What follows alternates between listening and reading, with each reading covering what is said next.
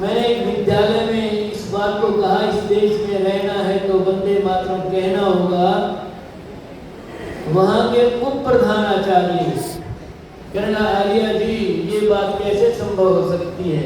मैंने कहा वक्त आएगा और ये संभव होगी। आज वंदे मातरम ना गाने पर देशद्रोह माना जाएगा, ये सरकार के आदेश है। मैं निवेदन करना चाहता हूँ मुख्य अध्यापिका जी से,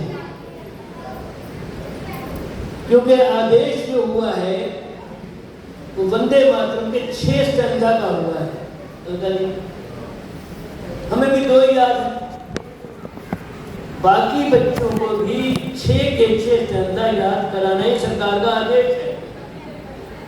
हाँ, 26 जनवरी से पहले ये एक अच्छी प्रैक्टिस हो जानी चाहिए, क्योंकि जो चीज लागू कानूनन हो चुकी है तो हम उससे अपने हाथ से, अपने शरीर से, अपनी वाणी से हटा नहीं सकते।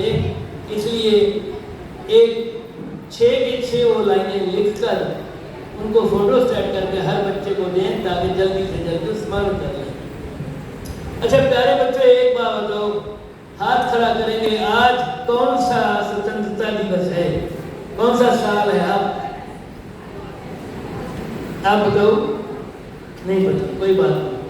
5वीं कक्षा के बच्चे, 5वीं के बच्चे आप हैं, बताइए, बताओ, इधर आइए। कौन सा स्वतंत्रता? 80वां। 80वां। हाँ जी, आप बताइए।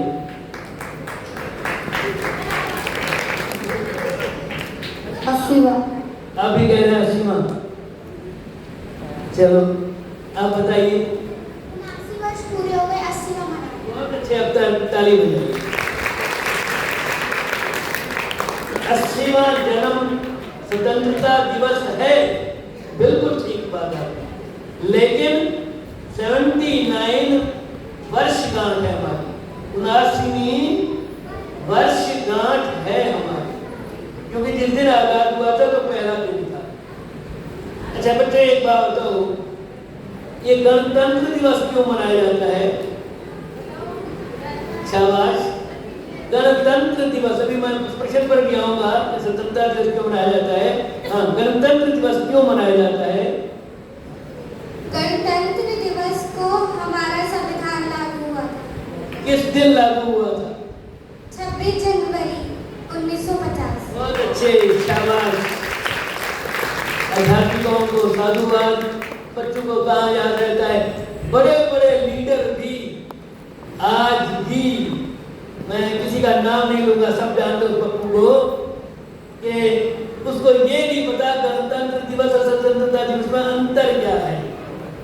बहुत अच्छी बात आपने बताई कि 26 जनवरी 1950 को हमारा देश गणतंत्र घोषित हुआ था।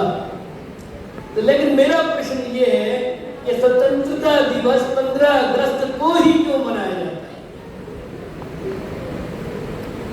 स्वतंत्रता दिवस 15 अगस्त को ही क्यों मनाया जाता है? 15 अगस्त 1947 को हमारा देश अंग्रेजों की गुलामी से आजाद हुआ था।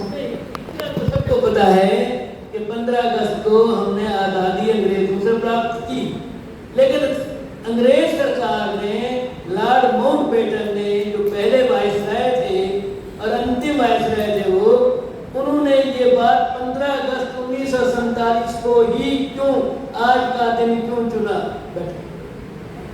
प्यारे बच्चों,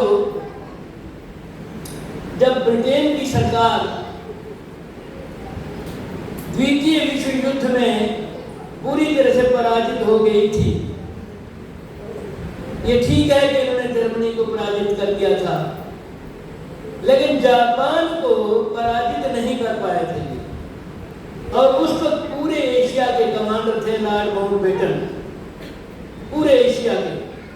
तो उन्होंने 15 अगस्त को जापान के हिरोशिमा और नागासाकी पर बम फेंके थे और उन्हें वह विजय दिवस के रूप में मनाते थे। इसलिए माउंटबेटन की, क्योंकि माउंटबेटन को जो वहां से सूचना मिली थी, वहां की पार्लियामेंट में, इंग्लैंड की पार्लियामेंट ने यह आदेश किया था शीघ्र अतिशीघ्र भारत को आजाद कर दिया जाए। तो शीघ्र अतिशीघ्र में निश्चित डेट की गई 30 जून 1948 तक देश को आजाद कर दिया जाए। फिर 15 अगस्त 1947 को उन्होंने इस देश को आजाद क्यों कर दिया? क्योंकि वह चाहते थे कि 15 अगस्त को हमने जापान को विजय किया था, इसलिए 15 अगस्त को ही हम इनको आजाद कर देंगे और अपना विजय दिवस घोषित करेंगे। अब 3 जून 1947 को माउंटबेटन की एक मीटिंग होती है कांग्रेस, उस वक्त के कांग्रेस के नेताओं के साथ और मुस्लिम लीग के साथ। और मुस्लिम लीग ये चाहती थी कि हमें पाकिस्तान मिले और भारत के काफी नेता ये नहीं चाहते थे कि देश का बंटवारा हो, लेकिन वो अड़े हुए थे कि हमें तो अपना पाकिस्तान चाहिए, हम मुसलमान हैं, मुसलमान हिंदुओं के साथ नहीं रह सकता, इसलिए मुसलमानों को अपना देश चाहिए और वो पाकिस्तान ही होना चाहिए। ये मोहम्मद अली जिन्ना ने कहा था।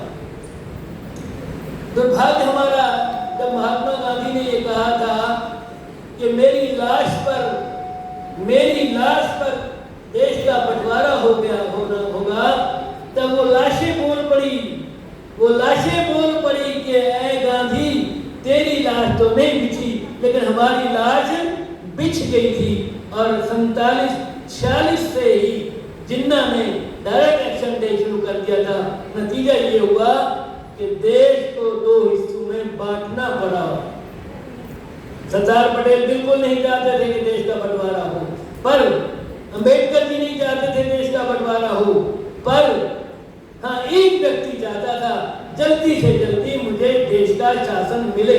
और जानते हैं कौन था देश का प्रधानमंत्री? जवाहरलाल नेहरू। उसको जल्दी थी कि जितनी जल्दी हो सके ये मुझे मिल जाना चाहिए, यदि ये मुझे नहीं मिला तो ना जाने कुछ परिस्थिति और हो जाएगी। इसलिए उसके जिद के कारण महात्मा गांधी को झुकना पड़ा, महात्मा गांधी को ये विभाजन स्वीकार करना पड़ा और देश का विभाजन हुआ तो 20 से 25 लाख लोग मारे गए। अमृतसर की रेलवे स्टेशन पर एक बोगी 10 डाउन पहुंचती है, एक गाड़ी 10 डाउन पहुंचती है। दौड़ा एक व्यक्ति जो नौकर था, खलासी था, वो दौड़ा गया जाकर उसके पास जो स्टेशन मास्टर था, कहने लगा महाराज गाड़ी तो आ गई है लेकिन एक भी सवारी नहीं उतरी, एक भी सवारी उतरी नहीं है। हैरान हो गया। छेनी सिंह नाम का वह स्टेशन मास्टर था, कहने लगा एक भी सवारी नहीं उतरी। तो बाहर निकला, 4 मिलिट्री के ऑफिसर खड़े थे इंजन के साथ। उसने कहा भाई क्या बात है, क्यों नहीं उतरी? उन्होंने सिर अपना झुका दिया। छेनी सिंह ने दरवाजा खोला, खिड़कियां तो सारी उसकी खुली हुई थी लेकिन दरवाजे सारे बंद थे। अब क्यों ही उसने खोला तो लाशें पड़ी हुई थी और वहां लिखा हुआ था गांधी और सुभाष के लिए तोहफा। जितनी भी गाड़ी थी सारे के सारे लोगों को काट दिया गया था। जवान महिलाओं के साथ अत्याचार हुए।